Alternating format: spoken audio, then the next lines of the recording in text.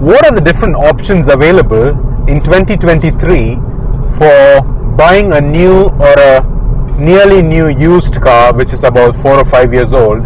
Obviously, like me, many of us do spend time on Auto Trader or different car supermarkets online looking at different cars that we like. But in order to own a car or use a car, you definitely need to sort out finances, which is a huge part of reaching that goal of having a car or a certain car that we like. And it's a huge bridge that we need to cross or even build on so that we can cross to achieving that desire of having a car or goal of having a car. Today's world, if you look at it, especially in the UK, you look at various online platforms that are available to us readily online. Mainly, let's talk about the most biggest online retailers, that is, say for example Kazoo or Cinch for example. You do see a lot of options available with them, different cars. But if for example you don't have the money readily available, cash, that you don't have cash with you readily available, then what you're looking at is a finance option where you need to put a small amount as a down payment or a deposit, and the rest you kind of finance it either on a PCP or a personal contract purchase or an HP hire purchase.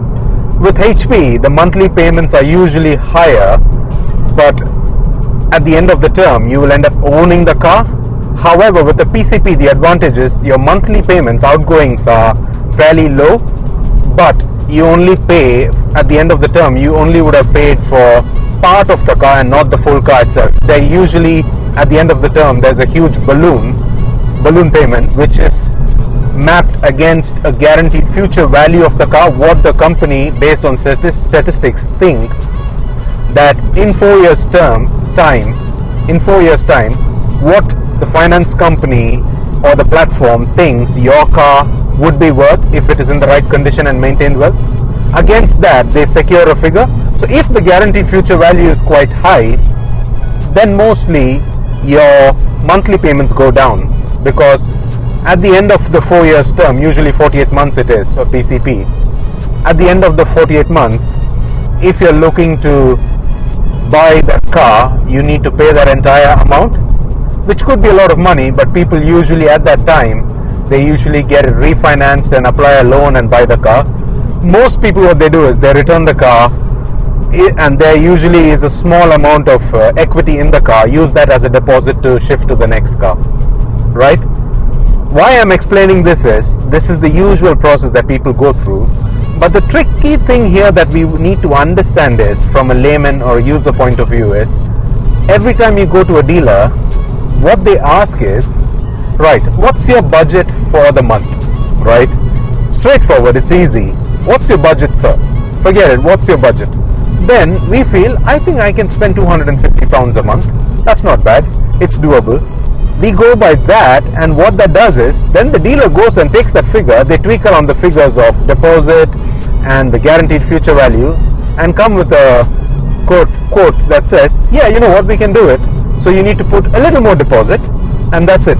Which means the guaranteed future value has gone high, or the fine print is, we don't look at the interest. We need to be very careful to look at the interest element.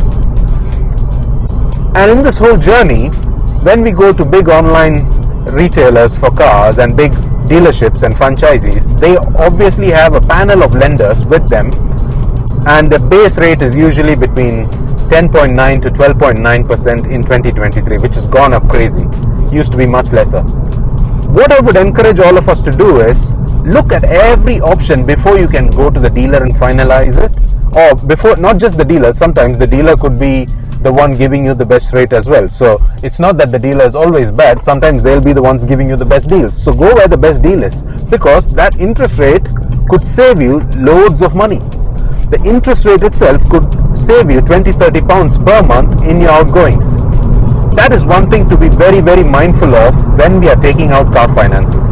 So in the process of us looking for a car finance, what we should also do is go to your own bank and see what kind of products they have for you as a customer. Because banks know your finances and the way you manage your finances, in most cases, the biggest advantage here is what I'm going to tell is the biggest advantage now is that sometimes we are so worried about applying for finances because of the impact on credit rating. Because every time we do a car finance, or every time we do an application for credit, it does a full credit check.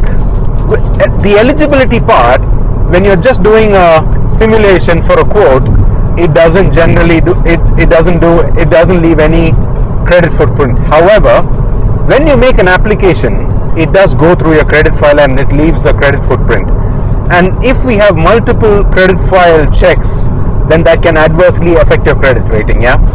So what we need to keep in mind is there are products in the market these days where you can apply for finance, specifically car finance, without impacting your credit. Now that's a big win, guys. That's a huge win. So for example, my bank, if you go to the app, there's a car finance journey on the app. All you need to do is go to car finance, click on the journey, input the figures of the car, how much it costs, what is the deposit you would like, and it will give you an interest rate that is personalized to you based on your own financial history and spendings. It is brilliant. So at the end, it will give you two quotes, one for HP and one for PCP. You can decide what you want to do, what's best for your circumstances, and choose.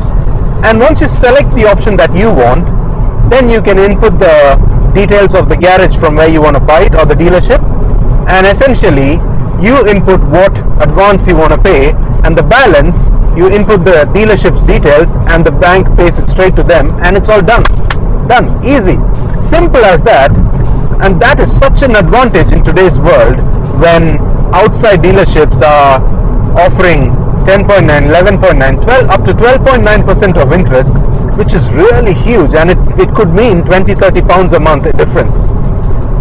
And from what simulation I did, I could see that my bank was offering me anywhere from 5.4% up to 7.9%, which is much cheaper, at least 3 to 4.5% cheaper than what's available in the market. Now that's a huge plus, guys. So what my encouragement here is, before you can take any type of finance, look first instance, go to your own bank, because they might be able to offer you the best deal. Not always, but go to them at first instance. They might be able to offer you the best deals, and then go to outsiders or elsewhere and compare. Wherever you find is the best deal for you, interest rate, value wise, your monthly payment, and then go with the deal. Simple as that, guys. So yeah, that's a quick tip from me with regard to car finance and how you can bridge that goal of having a dream car or owning a car that you like. So yeah, there we go.